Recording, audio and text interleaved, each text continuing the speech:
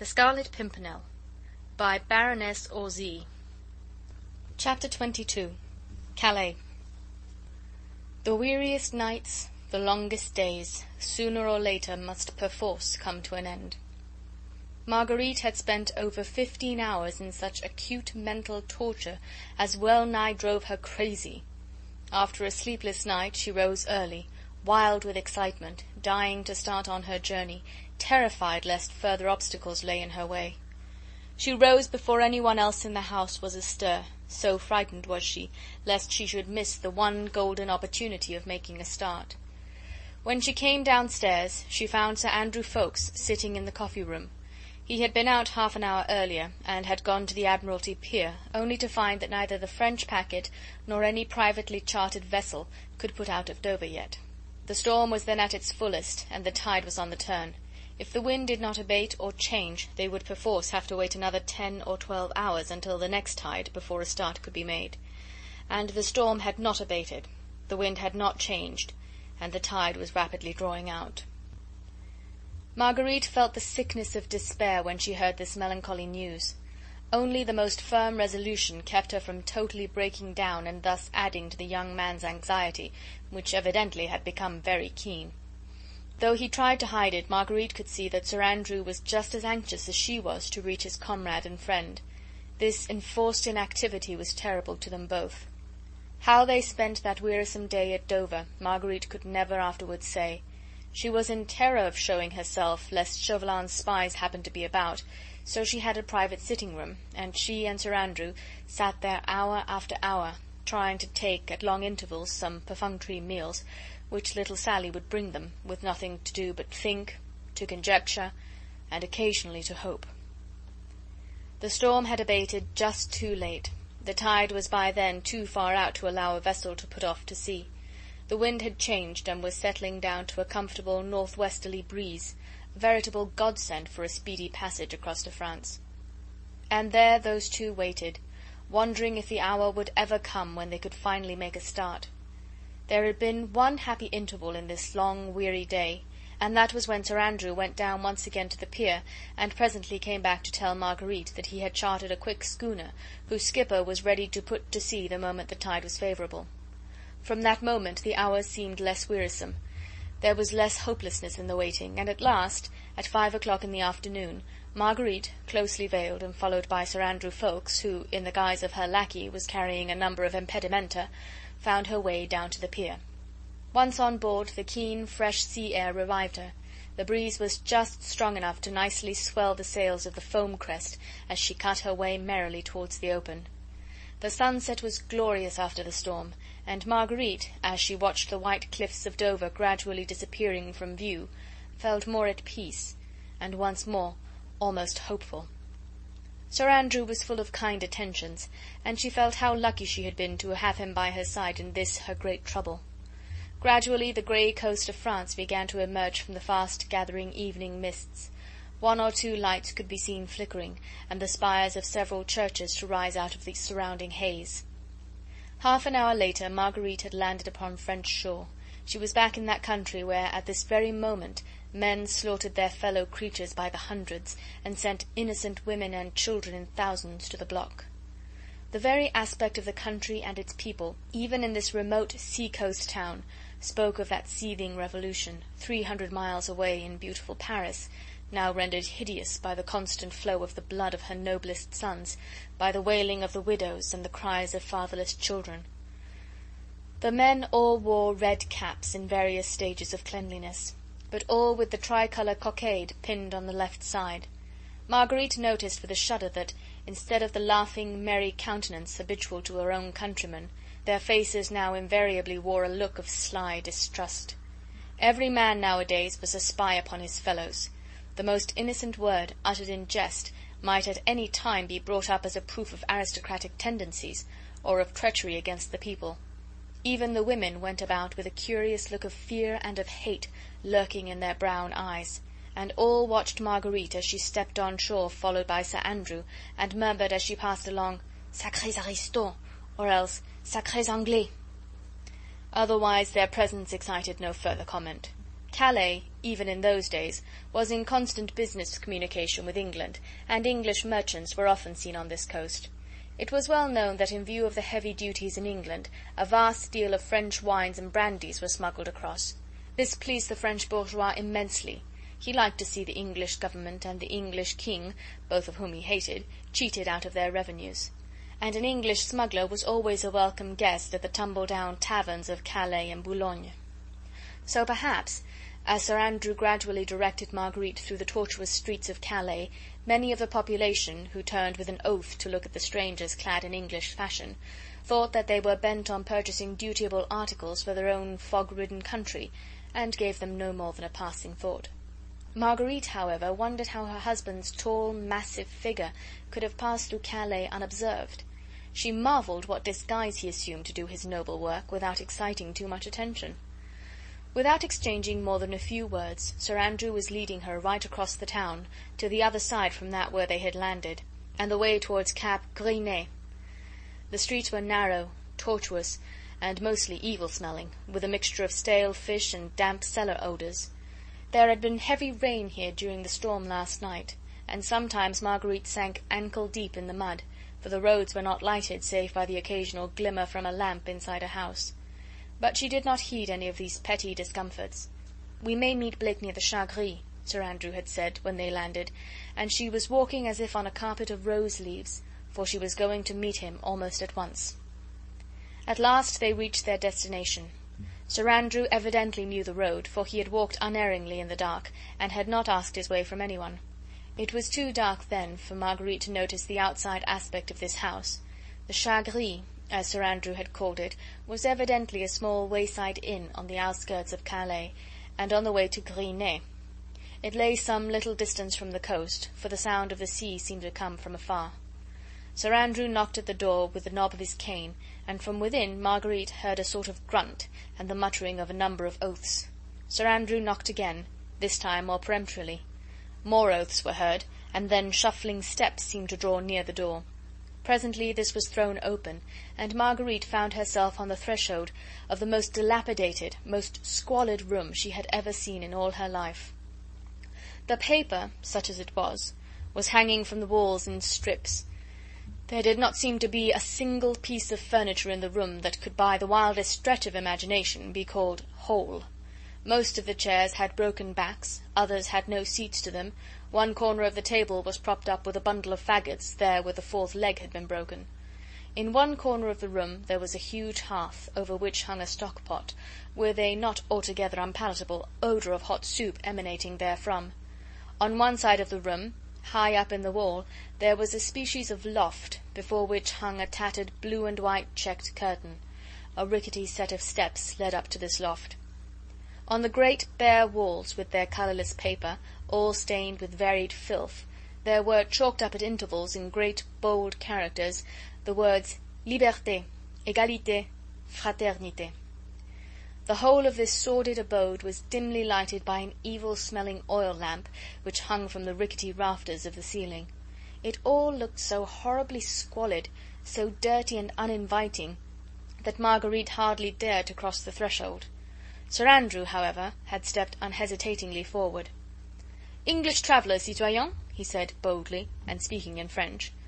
The individual who had come to the door in response to Sir Andrew's knock, and who, presumably, was the owner of this squalid abode, was an elderly, heavily built peasant, dressed in a dirty blue blouse, heavy sabots from which wisps of straw protruded all round, shabby blue trousers, and the inevitable red cap with the tricolour cockade that proclaimed his momentary political views. He carried a short wooden pipe, from which the odour of rank tobacco emanated. He looked with some suspicion and a great deal of contempt at the two travellers, muttering "Sacrés Anglais," and spat upon the ground to further show his independence of spirit, but nevertheless he stood aside to let them enter, no doubt well aware that these same Sacrés Anglais always had well-filled purses. "Oh, Lud," said Marguerite as she advanced into the room, holding her handkerchief to her dainty nose. "What a dreadful hole! Are you sure this is the place?" "Aye, 'tis the place, sure enough," replied the young man as, with his lace-edged, fashionable handkerchief, he dusted a chair for Marguerite to sit on. "But I vow I never saw a more villainous hole." "Faith," she said, looking round with some curiosity and a great deal of horror at the dilapidated walls, the broken chairs, the rickety table, "it certainly does not look inviting." The landlord of the Chat Gris, by name Brogard, had taken no further notice of his guests. He concluded that presently they would order supper, and in the meanwhile it was not for a free citizen to show deference, or even courtesy, to anyone, however smartly they might be dressed. By the hearth sat a huddled-up figure clad, seemingly, mostly in rags. That figure was apparently a woman, although even that would have been hard to distinguish except for the cap, which had once been white, and for what looked like the semblance of a petticoat. She was sitting mumbling to herself, and from time to time stirring the brew in her stock-pot. "Hey, my friend," said Sir Andrew at last, "we should like some supper. The citoyenne here," he added, "is concocting some delicious soup, I'll warrant, and my mistress has not tasted food for several hours." It took Brogard some few minutes to consider the question. A free citizen does not respond too readily to the wishes of those who happen to require something of him. "Sacrés aristos," he murmured, and once more spat upon the ground. Then he went very slowly up to a dresser which stood in a corner of the room. From this he took an old pewter soup tureen, and slowly, and without a word, he handed it to his better half, who, in the same silence, began filling the tureen with the soup out of her stock-pot. Marguerite had watched all these preparations with absolute horror. Were it not for the earnestness of her purpose, she would incontinently have fled from this abode of dirt and evil smells. "Faith, our host and hostess are not cheerful people," said Sir Andrew, seeing the look of horror on Marguerite's face. "I would I could offer you a more hearty and more appetizing meal, but I think you will find the soup eatable, and the wine good. These people wallow in dirt, but live well as a rule." "Nay, I pray you, Sir Andrew," she said gently, "be not anxious about me.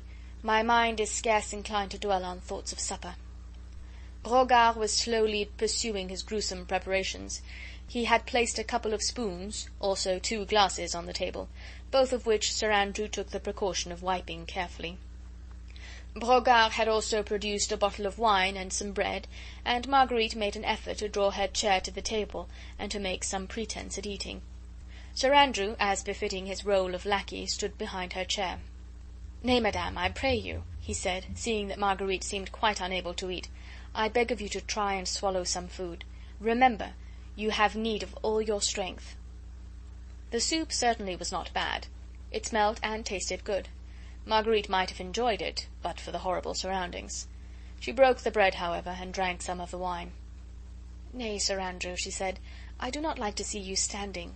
You have need of food just as much as I have. This creature will only think that I am an eccentric Englishwoman eloping with her lackey, if you'll sit down and partake of this semblance of supper beside me." Indeed, Brogard, having placed what was strictly necessary upon the table, seemed not to trouble himself any further about his guests. The Mere Brogard had quietly shuffled out of the room, and the man stood and lounged about, smoking his evil-smelling pipe, sometimes under Marguerite's very nose, as any free-born citizen who was anybody's equal should do. "Confound the brute," said Sir Andrew with native British wrath, as Brogard leant up against the table, smoking and looking down superciliously at these 2 sacrés Anglais.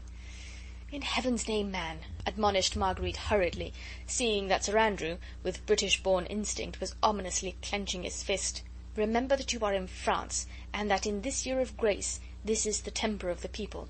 "I'd like to scrag the brute," muttered Sir Andrew savagely. He had taken Marguerite's advice and sat next to her at table, and they were both making noble efforts to deceive one another by pretending to eat and drink. "I pray you," said Marguerite, "keep the creature in a good temper, so that he may answer the questions we must put to him."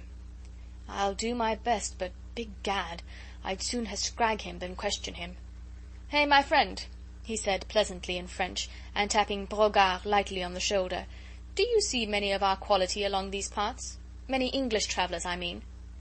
Brogard looked round at him over his near shoulder, puffed away at his pipe for a moment or two, as he was in no hurry, then muttered, sometimes."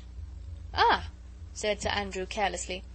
"English travellers always know where they can get good wine, eh, my friend? Now tell me, my lady was desiring to know if by any chance you happened to have seen a great friend of hers, "An English gentleman who often comes to Calais on business. He is tall, and recently was on his way to Paris. My lady hoped to have met him in Calais."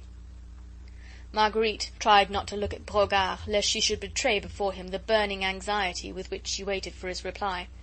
But a free-born French citizen is never in any hurry to answer questions. Brogard took his time. Then he said very slowly, "Tall Englishman? Today? Yes. Yes, today," muttered Brogard sullenly. Then he quietly took Sir Andrew's hat from a chair close by, put it on his own head, tugged at his dirty blouse, and generally tried to express in pantomime that the individual in question wore very fine clothes. "Sacré aristo," he muttered, "that tall Englishman." Marguerite could scarce repress a scream. "It's Sir Percy right enough," she murmured, "and not even in disguise." She smiled in the midst of all her anxiety, and through her gathering tears at the thought of the ruling passion strong in death, of Percy running into the wildest, maddest dangers, with the latest cut coat upon his back, and the laces of his jabot unruffled. "Oh, the foolhardiness of it!" she sighed. "Quick, Sir Andrew, ask the man when he went." "Ah, yes, my friend," said Sir Andrew, addressing Brogard with the same assumption of carelessness. "My lord always wears beautiful clothes. The tall Englishman you saw was certainly my lady's friend. And he has gone, you say?" "He went." "Yes. But he's coming back. Here." He ordered supper. Sir Andrew put his hand with a quick gesture of warning upon Marguerite's arm. It came none too soon, for the next moment her wild, mad joy would have betrayed her. He was safe and well, was coming back here presently, she would see him in a few moments perhaps. Oh, the wildness of her joy seemed almost more than she could bear. "Here," she said to Brogard, who seemed suddenly to have been transformed in her eyes into some heaven-born messenger of bliss. "Here, did you say the English gentleman was coming back here?" The heaven-born messenger of bliss spat upon the floor to express his contempt for all and sundry aristos who chose to haunt the Chat Gris. He muttered, "he ordered supper. He will come back. Sacré Anglais," he added, by way of protest against all this fuss for a mere Englishman. "But where is he now? Do you know?" she asked eagerly, placing her dainty white hand upon the dirty sleeve of his blue blouse. "He went to get a horse and cart," said Brogard laconically, as, with a surly gesture, he shook off from his arm that pretty hand which princes had been proud to kiss. "At what time did he go?" But Brogard had evidently had enough of these questionings. He did not think that it was fitting for a citizen, who was the equal of anybody, to be thus catechised by these sacres aristos, even though they were rich English ones. It was distinctly more fitting to his new-born dignity to be as rude as possible. It was a sure sign of servility to meekly reply to civil questions. "I don't know," he said surlily. "I have said enough. Voyons les aristos. He came today. He ordered supper. He went out. He'll come back. Voila." And with this parting assertion of his rights as a citizen and a free man, to be as rude as he well pleased, Brogard shuffled out of the room, banging the door after him. End of chapter 22.